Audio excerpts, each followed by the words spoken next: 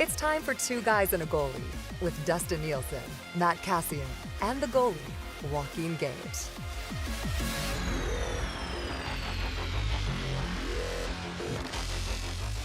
Well, happy Monday, everybody, and no shortage of things to discuss in the world of hockey today. Dustin Nielsen, Joaquin Gage, Matt Cassian on the Nielsen Media Coolbet Network. Brought to you by our wonderful partners at Coolbet. You want to bet on the second round between the Oilers and the Golden Knights. That series price and game one are both posted right now over at Coolbet.com. Sign up for an account today. Use the code 2GUYS, number 2 in the word guys, and you get a 100% deposit bonus on your initial deposit up to $200. Now, Cass and I were here waiting for Gage for about 5-6 minutes. There's two things. Cass thought maybe because he's doing so well in the F1 pool, you didn't want to join us, Gager. And then we both agreed that you better be finishing The Mandalorian if you're rolling in late. So was it both? Yeah, I guess you could sprinkle all those in there. Yeah, and a little. I of course I look at the time and then I go, okay, I just try to finish this up, and I lost track of time. Sorry, boys. All my fault. Okay. But did you finish The Mandalorian?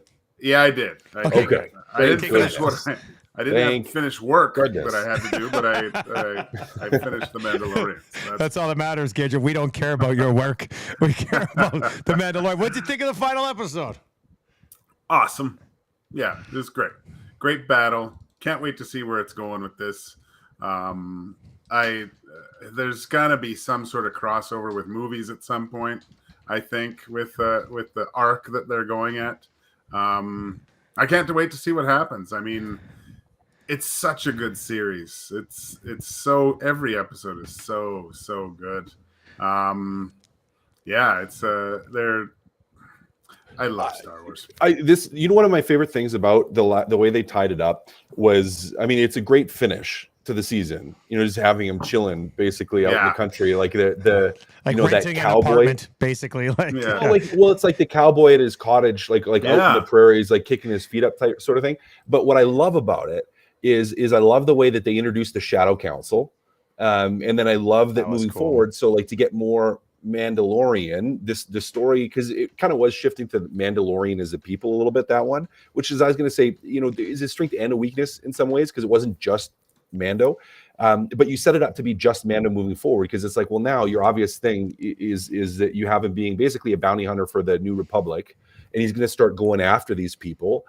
You enable him to cross over with the Ahsoka potentially, because hers is going to, as we've seen in previews, is going to involve Thrawn, and he actually is back as the one guy they're talking about, about Thrawn being there. So it's like you could have some crossover there, and you're going to have like solid storylines, because for Mandalorian, it's like, well, now he's going to be commissioned to go after these people, and he's going to be taking basically bounties, and it becomes like a bounty hunter show for the New Republic. And so it's like you can have some overall things, but you even from an episode segmentation where it's like he's going to be going after a person an episode type of thing, and then you're going to have your broad. So I liked from a future storytelling standpoint how it wrapped up, as well as it was just pretty awesome. So we've got it was I love the way they ended it. I thought, and Cash, you make a good point. Like, now if they want, like, the Mandalorian thing has been set straight, now they can focus on Mando as a bounty hunter and get into some good stuff. I'm sure there'll be multiple crossovers here too, Gager. It's they did a really good job. I know the season was a little up and down depending on who you talk to. I liked it. I really liked it.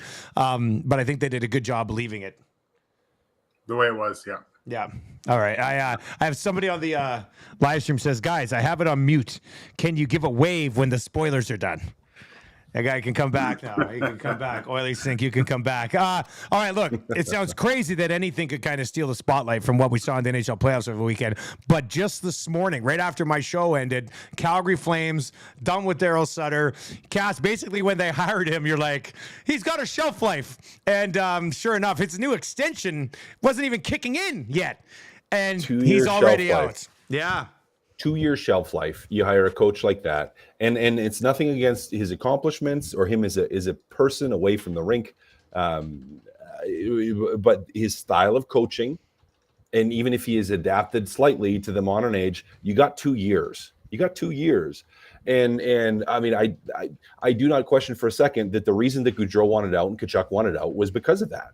Like that's why they wanted out. And then you had Trevling, who, basically moves to heaven and earth in a way that's pretty unbelievable to make up for that, to bring guys in. And then those guys don't even play in their regular positions, at least for Huberdeau, where it's like, well, you play him in a position he's never played in the entirety of his career. And it's like, well, how is he going to react? And how is the team going to react? And it's just, again, it was just the second they gave him that extension, like I get where they like bring him in for a year. You're trying to, you maybe don't like some of what's going on, bring him in for a year, but then you have to bring someone else in, and they didn't, and they give him the extension, and now it's just an absolute mess. And now, Trevling didn't want to be back. I've heard rumors that they, and fairly, I would say, not verifiable, but fairly solid rumors that, they did want to sign Trevling to an extension, but he basically was like, if you don't let me fire Sutter, I can't. And then so he walked away, and then ultimately the decision was made anyways to fire Sutter, probably because there was reports. I can't remember if it was Friedman or who was reporting, basically that players were telling management that if Sutter's back, we're not coming back, even under contract. So you had to do something. This ends up being it, but just going to be an absolute gong show in Calgary. Well, Gager, I mean, I know they had a nice year last year in the regular season, but I mean, how much did the bringing back and hiring of Sutter possibly set this franchise back? If Johnny Gaudreau didn't want to stick around and Kachuk didn't want to stick around because of this guy, you've lost those guys now. If it was a different situation, the Calgary Flames might still very much be on track. From my understanding, usually at the end of the year, there are these exit meeting, even notes that players provide of who is this, what do you like to see, like type of things, that just an annual review. And so, I mean, when you see your two main guys with Gaudreau and Kachuk, if they had even mentioned that they would like to see probably a coaching change, you'd think that they would maybe look into it a little more in depth then and talk to these guys and reassure them that maybe changes were made. They made great moves, though, Dusty. That's the thing that saved them. Like we were all sitting here thinking that the Flames were actually better going into this year than they were last year. So completely I guess it's because they got guys who didn't know the current situation. Like, do you think Jonathan Huberdeau wants to sign that deal? Wait, like if he would have known what he was getting into, like it's not a chance. And a big thing was Markstrom, man. Markstrom had a poor season. Yeah. That was a bad one, but it doesn't really matter because I think I think the taxpayers are paying the rest of Daryl Sutter's contract. So we're all good. That's you and me, Gager. That's you and me.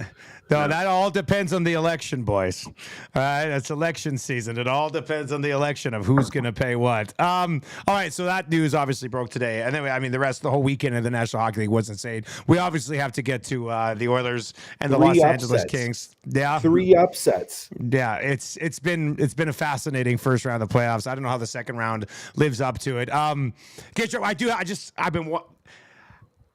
you ever have your stick break on you when you went to play a puck like that, or had you been caught off guard by it? Or Gager, it'd be better. Yeah, no, but not where Skinner's was. Usually, it's on the blade because it's filled with that kind of jelly stuff in there, so it's not like the old sticks that just shattered and broke. Like you could tell those ones. It's just like a regular stick. Guys play with their broken sticks. They don't know until they take a shot and it snaps. But mine would always bust, not on the paddle, but actually in the blades. So sometimes you could get away, and it was mostly I would find out if I went to stop the puck behind the net. So very, very random thing to happen. Not good for CCM, but random thing to happen, because I even rewound it. I go, how did it look like he was right over the puck? It's not like the puck wasn't spinning, it wasn't rolling. Like, how did that happen? And I couldn't even really see it till later. I tried to rewind on the PVR, but I think it was good that it happened like that, Dusty, to tell you the truth. As a goalie, it's easier for a equipment malfunction to be the cause of a goal if he actually whiffed on it, like he did nothing wrong. It was completely random. It was pre-broken, right? Like, yeah. And he's so mentally strong to shake that off. I think everyone's talking about. I don't think it was that big a deal. If he whiffs on that and then works a little give and go with Danault, that's tougher to. Because it's like mentally recover, like, oh my God, what have I done? As opposed to, fucking stick. Yeah. Like, he still had to. He still had to though. Like, because even though you're still your stick, I mean, you're still the guy that it happened to. Yeah. Right. Like you still feel, even though it's equipment, like it's not your fault. You still feel like you feel that weight and that burden. I love McDavid's response immediately. I thought that was great.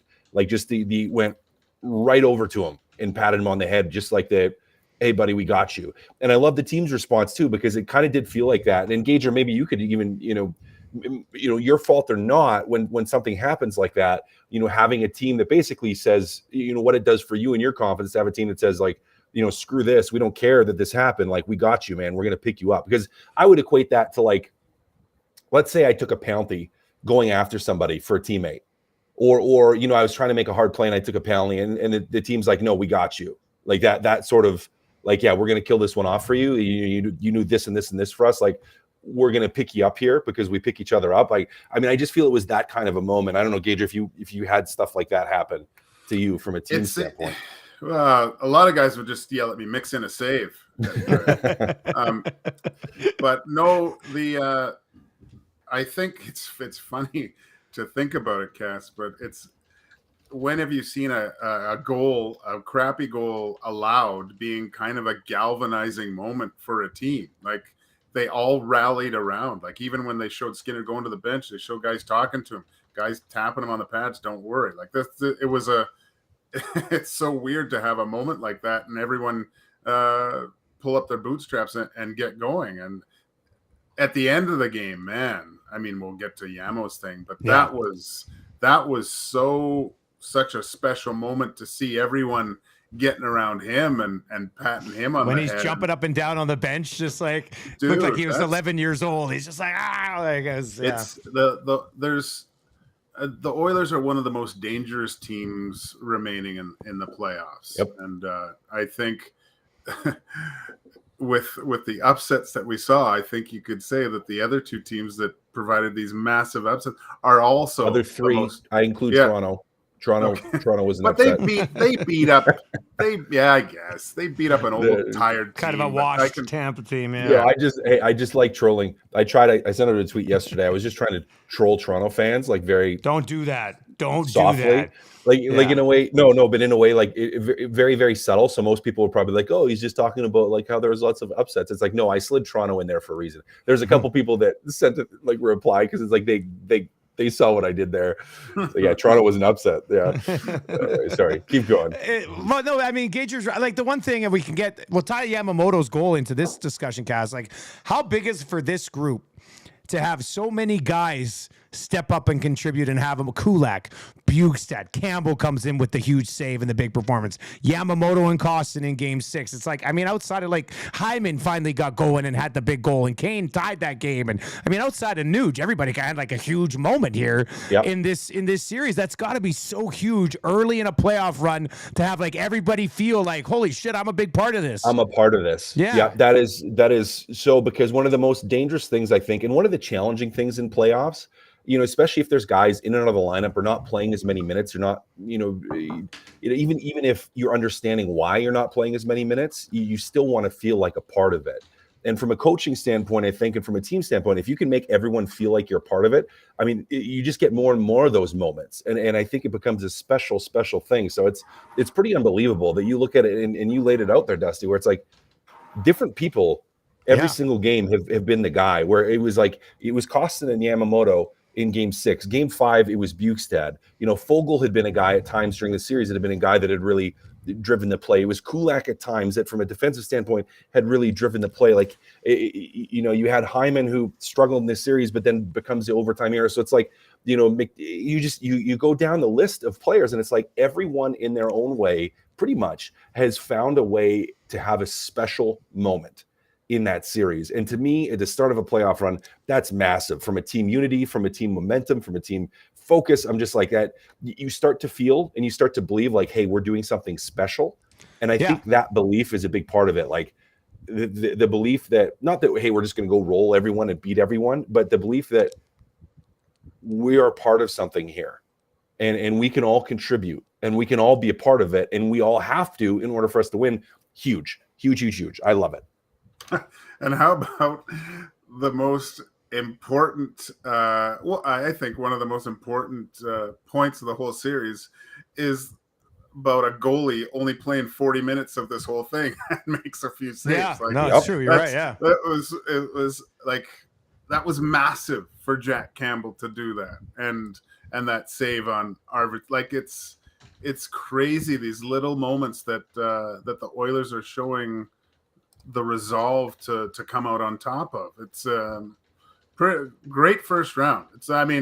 I'm excited for the next one because I think it's just going to be barn burner hockey. Like, it's going to be great. I enjoyed the Kings series immensely. I thought it was unbelievable to see a team that could counter the Oilers perfectly like that. And man, just the contributions that they got. Klim Kostin acting like he's scoring 40 goals all season. Right? It's hilarious, this guy. So very excited about the next round. It's going to get even harder. Love the little storylines of it all. Brossoit coming back, going up against his former team. Stone miraculously getting better with this. What's their salary cap at too? I don't think they spent to the max with him out, but still, it timed out very well for him to come back, and he looked pretty good in that first round. Gage, just Korpisalo on Yamamoto's game winner. Kostin, perfect screen. Is there does he have to fight harder to find that puck on Yamamoto's stick, or is there anything he can really do there? Well, he looked over, and then I'm always on the side, if they're going to beat you like that, I would rather take away the short side, right? At least take away one side, and then hopefully you can kind of pick it up on the other. When it goes short side like that, I just feel when it's from the angle, you should be in a position where it's probably going to hit you anyway. And again, he looked tired, Dusty. To me, Korpisalo looked tired in those games. Even the Kostin goal, like you said, I don't think a great shot and going through legs and stuff, but those were saves that I saw him making at the beginning of the series where he looked unbeatable. All right, Cass, Golden Knights, Oilers here in the second round. I think a different type of series. Super different. A series that the Oilers can, and we'll say this about the Oilers a lot. The Oilers can kind of play a few different ways, right? So what's the key in this series against the Golden Knights for the Edmonton Oilers, do you think? Well, you already mentioned him, former Oiler Laurent Brossoit. That's it. But the LA series, the game was, can Edmonton break through LA's defense? Can they beat the 1-3-1? Can they find ways to beat Korpisalo and produce? So extremely offensive team against extremely defensive team that tries to counterpunch. That was the LA Kings. The Vegas, completely different type of team. You're going to have to defend, I think, better, make better decisions in your own zone when you're going up against Stone and Eichel and Chandler Stevenson. These guys that are finding ways to produce offense. And for Edmonton, it's going to be, okay, you have a largely, I don't want to say Brossoit's untested, but a guy that, if we're picking a goalie to win a series, probably not picking Laurent Brossoit. Like when he was with Edmonton, if we would have said, oh, this is your guy in the playoffs, how do you think you do? You're kind of like, and you're a little concerned about it. So for me, it's like, okay, well, for Vegas, can Vegas expose Edmonton in the defensive zone? And for Edmonton, it's, can you get to Brossoit? it's like the tale of two offensive teams. Sounds like a high-scoring series. I hope so. I hope so. Yeah, no, Gager, Brossoit's got a .915 save percentage in the playoffs. Stuart Skinner's got an .890. So, Vegas could very much be looking at going, hey, we're going to go have a little bit of a time here with the Oilers goaltender as well. Is in a series, I don't know, in a series that's as offensive as Cass and I kind of expect it to be, Gager, does it come down to the goaltender, or these teams just score at will against these two guys? Yeah, I think I like where the Oilers are at just because of the battle testing of the last series. I think the Knights had a relatively easier time with the Jets with the amount of injuries and Connor Hellebuck just not being Hellebuck.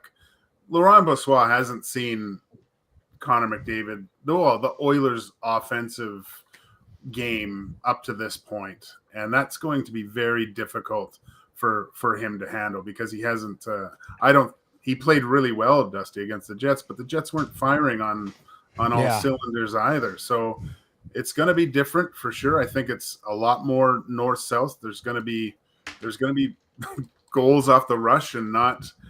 I don't want the Oilers to get caught up in that type of game. I like the kind of meat and potatoes. Zone time is going to be the key. Like just keeping the puck in the Golden Knight zone for extended periods of time and wearing down their D. I think that's where the Oilers are most successful just because their skill level is so high. Cass, they started the Kings series with McDavid and Draisaitl apart.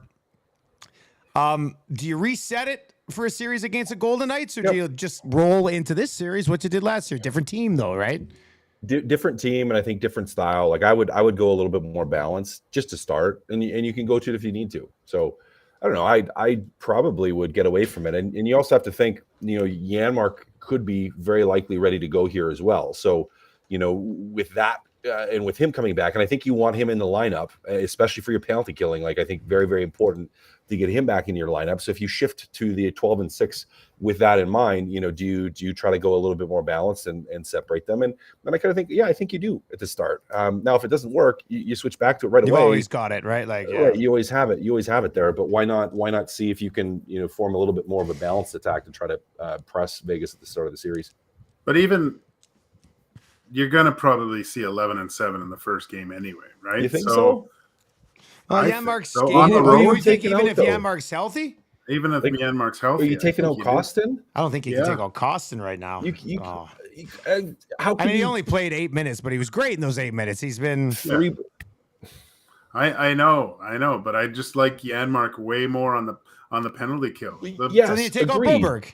Agreed, but I would take out Broberg. Okay, well, I like the safety valve with Desharnais. If the seaweed man gets dry and starts crumpling, he needs to stay moist. You sounded like whoever that guy on South Park was. It Mr. Garza? Okay, okay. Hey, it should be an outstanding series between these two clubs. Really much looking forward to it. And actually, we're going to text about this, but Cass, you said maybe we'll bang out a Wednesday episode of Two Guys and a Goalie this week, which is fine. I've got some stuff on Thursday too, so if you guys are good on a Wednesday episode, we can kind of get a little deeper in after we see what some of the lines are at practice and stuff. So we can continue with this Oilers Knights conversation on a Wednesday. So quick turnaround this week here on Two Guys and a Goalie.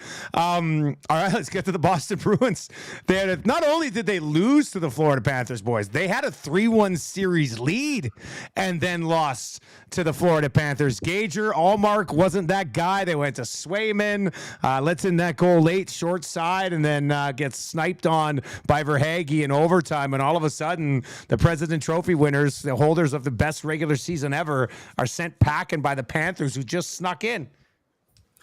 I said this before. I hate President Trophy winners who don't face any adversity throughout the entire year, because soon as it creeps in, and it comes fast and hard in the playoffs, especially if something happens that's not kind of out in the ordinary. I mean, everyone thought that it was gonna be 4 straight. Like no one gave the Panthers a chance. And as soon as you saw that creep in, and the biggest thing was I actually picked the Bruins to lose in my pool just because not having Bergeron at 100% like that.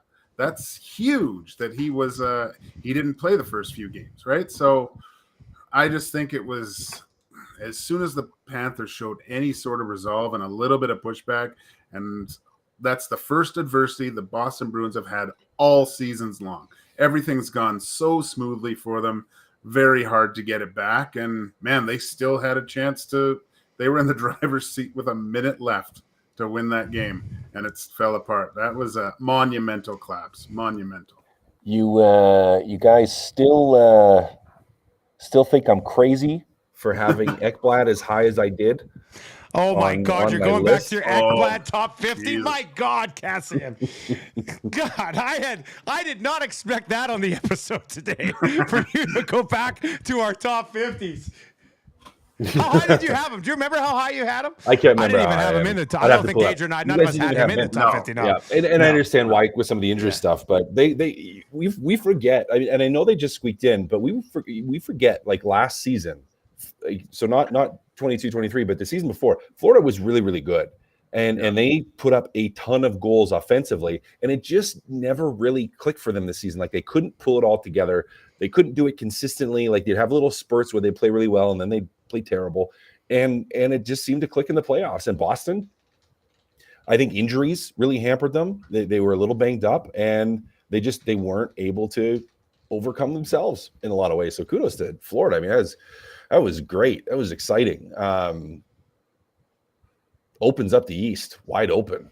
No, maybe like what was it last year? Like 2 years ago, they were winning all those games, like coming back in games, right? They'd be down like 4-1 and win 6-4. Yeah. So, I mean, you learn things throughout, and there's a lot of the same guys on that team, and maybe they're down in the series, but maybe some of that resolve was still there. Hey, we can still do this and stuff. But I don't know. Unbelievable job by them. Kachuk's an unreal hockey player. I can't wait to see what he does to the Leafs. This is fantastic. Oh, he's a really good player, isn't he? He's going to be like, if you thought other markets hated Matthew Tkachuk, wait until the Toronto Maple Leafs have to play him in the postseason. You know, just quickly, Tampa Bay won the President's Trophy. Following year, won the Stanley Cup, then won it again. The Colorado Avalanche won the President's Trophy. The following year, won the Stanley Cup. The Florida Panthers won the President's Trophy. The following year, have knocked off the number 1 seed Boston Bruins, and we'll see where it goes from here, Cass. What do you think of this Panthers-Leafs matchup? It's going to be fun. I mean, I think that, you know, seeing Tkachuk try to get after Matthews and Marner and just like on a nightly basis, it's going to be a blast. It's going to be a blast. So it's going to be a fun one. I think the animosity is going to build right away, you know, not allowing Maple Leafs fans to buy tickets. That's hilarious. I love that. I don't know if that's going to hold. I don't know if the NHL is going to allow that to be the case. But the thought, I think, probably is like, you know, even if they have to roll that back, well, enough tickets have already been sold where there's not going to be a ton of Maple Leafs fans. So smart play by them. Really, really funny. But yeah, it's going to be an interesting series because again, if they find that offensive output level, you know, if we look at where Toronto struggles at times, is sometimes with that defensive zone coverage and playing defense, and you know, they can have some challenges with that. So Florida is a team that could match up pretty well against that. But then, you know, Toronto is, and I hate to say it, but they're a good team. They're a good team. They have a lot of really good players, a lot of really high-skilled players that if you let them get comfortable and play offense, well, they can score goals and they're going to beat you. So it's going to be an interesting one to me. I mean, I probably lean towards Toronto winning it, but it's going to be a heck of a series. I think the Panthers, if Bobrovsky plays well, I think the Panthers win this series. You got Barkov that you can throw out there against the Matthews line. You know how for the last 7 bloody years we've said Barkov's the most underrated player in the league. You know how to not be the most underrated player in the league anymore?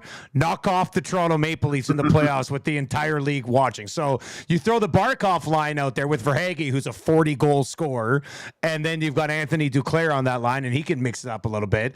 Then you're rolling out Matthew Tkachuk and Sam Bennett on your second line, and then you got Sam bloody Reinhart on your third line with a couple of pretty young, talented kids, and Luosterainen and Lindell. So if Bobrovsky can, if they can get any type of goaltending with Bobrovsky or whoever, I think Florida causes some issues here for the Toronto Maple Leafs. So I know Leafs fans didn't want to play the Bruins, and that's fine. But I don't think they should be, Gager, I don't think they should be taking the Panthers lightly at all. If they can't come out early, like if Toronto takes them lightly at all in the first couple of games because they're not the Bruins and we just beat the Lightning, I think the Panthers could smoke them early in this series. Well, it's the mindset that changes too. I think you mentioned it on your show, Dusty, that now they're the favorites, right? Like the Toronto Maple Leafs were kind of underdogs going in. Now there's even more pressure because even people were saying they're probably not going to beat the Lightning. You know, they were up in that game and they're still, I think Tampa's going to come back and win this series. So Now it's completely different. There's a different, like they think that they should beat the Panthers. Like they really should. You look at both teams, and there's like you look at the mashups. It's really good. I think the Panthers, if Bobrovsky can keep going like this, they do have the edge in goal. Morgan Riley's been a beast. He's been a so beast. far. He's been their best player by far. So, and now we get to the lineups of what can Barkov, who I think is Kopitar 2.0 essentially. And by all accounts, he didn't have a great series against the Bruins too, and they still managed. So if he gets going, you know what Tkachuk can do. Reinhart, that's pretty good down the middle.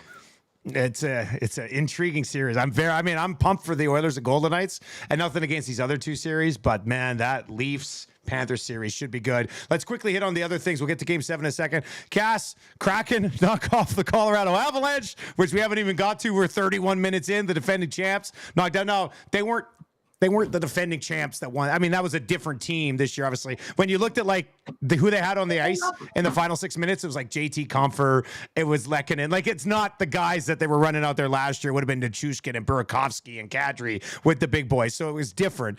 They advanced to take on Dallas. Grubauer and Ottinger, both like 9-26 in the first round. I like Dallas in that series because I'm full-blown Jake Ottinger guy. Rupe Hintz sets the all-time finish record, passing Yari Curry for points in the series. They got that great line there. First of all, what do you think of the Kraken finish the job against Colorado, and how does that carry over, if at all, to Dallas? Yeah, they just played steady. I mean, they just played kind of like they did for most of the year, played steady and consistent, and they actually got some goaltending, which was part of their struggles towards the end of the year was their goaltending, and they got some consistent goaltending. I was still surprised that they won the series. I mean, you knew they had a chance at it towards the end, and as things built. But I mean, yeah, I didn't think they're going to knock off Colorado. I thought Colorado still, even though they weren't as good as they were last year, I mean, I had them as one of the top threats in the West and thought that they were going to come out of that series. And Seattle just does it by committee. And they found a way. So, I mean, yeah, I mean, that to me, I think Dallas is a better team, and I think Dallas was better than Colorado. But yeah, I'm still kind of a little bit in shock over that one, guys, to be honest.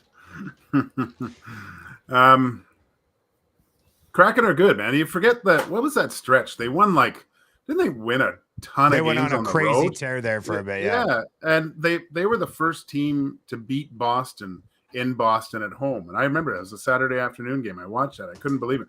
They were amazing. And they've got a ton of Stanley Cup experience on there. Sorry, my daughter decided to come in here and print a bunch of stuff. So this is great. Good jokes. You want to come on the podcast? Is that that's the plan to get in. Yeah. It's not like I haven't been doing this for the past few years, huh, sweetheart? Same time every Monday. Like, that's a no print zone. No, look, here's the interesting thing about Dallas. I mean, Dallas was in. Now it was different. But Dallas won the Stanley Cup final in 2020. Like, with a lot of these guys, they were younger. They've got better goaltending now. Cass, I know that was a different year. They ended up taking the Tampa Bay Lightning to 6 games. They had a Kudobin between the pipes, and it's like this hilarious little run for him.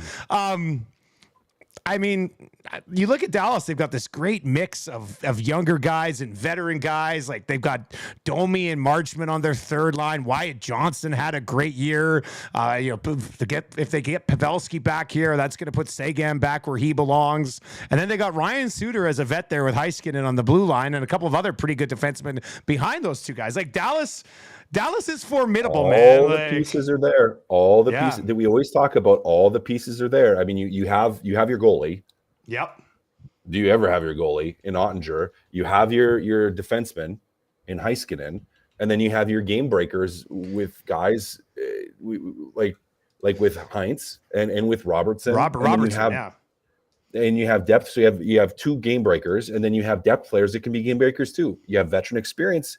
Pavelski comes back. It's like you have those guys. You have sandpaper, like in like a Domi and a Ben. Yeah. It's like you have all these different layers, and even on the back end where you have some, and you forget guys like Dadonov is there, and some of the other players like Seguin, who's not necessarily even a top line player on that team, but has had the some ability big to goals produce. in the first round too. Yeah, they're so deep, And then, so much deeper than Colorado. So much deeper than Colorado in the forward group. Now, you could look maybe at their defensive group and say, okay, towards the tail end of the defensive group, do they have enough depth there? I think it's fair to look at that and to say, okay, well, if Heiskanen, can't play as well as he needs to, do they have enough there? Okay, fair question. But they're a tough team. Like, yeah, they're going to be a real tough out for anybody. They're a very, very good team. I worry about Ottinger a little bit. But worry is like to play against him, or worry is I was going to say, okay, well? I was going to say, you're not worried about him, like you're worried about no. play. Yeah, okay. Yeah, he's a game stealer, right, on a consistent basis, and makes it. And not only that, he provides his team that aura that they're not afraid to make mistakes, like, because he's always there. Like it'll be great. Like, they're a balanced team, man. That's and Ben with his physicality and that's a tough matchup for. But the Kraken, that's going to be a banger series. They're going to be beat up after that, because the Kraken, they were laying the boots to the Avalanche every chance they got last night. That was a great game, man. Unbelievable. They're a good team. First round has been spectacular, but it's not finished just yet. One more game tonight, game 7. If you go over to CoolBet right now, coolbet.com, you will see the total is set at 5.5. They're expecting a little bit of a lower scoring game. The New Jersey Devils, slight favorites. It's basically a pick 'em. Devils are -116. The New York Rangers are -101. The Rangers opened this series with 2 wins in a row. The Devils took 3. Then the Rangers stayed alive in game 6. Cass, do you have a feel for game 7 tonight? What are you expecting? I've been pretty wrong in this series. Me too. I've been pretty wrong. I know. I thought, after the first couple games, I thought New York, the Rangers were just going to absolutely roll them. I was like, you know what? This is still early for Jersey. They're going to learn what it takes to win in the playoffs. That you can play fast, but there's going to take something extra. And they've kind of found a way to turn that on its head a little bit here. So I probably, just from an overall team, I probably lean still a little bit towards the Rangers. But I don't want to call this one, because I have no idea. I have no idea in this series what's going to happen. It's been a pretty interesting one. I mean, there are 2 really good teams, and it really could just come down to who has a better night, who feels better that night, who just executes a little bit better, because they've been pretty. I mean, both teams at times in this series have found a way to control it and to be a better team. So it's an interesting one. I think going to be a pretty fun matchup. I'm Richard Putty, man. The Devils. The Devils. I've been so wrong about this series, and everything I think about it goes, Rangers find a way tonight. So I bet on the Devils already. I'm just like this, like they're a young group. I mean, I don't know how they handle the game 7 pressure. Did they just play through it? Because they're a young group, right? Like, I don't know.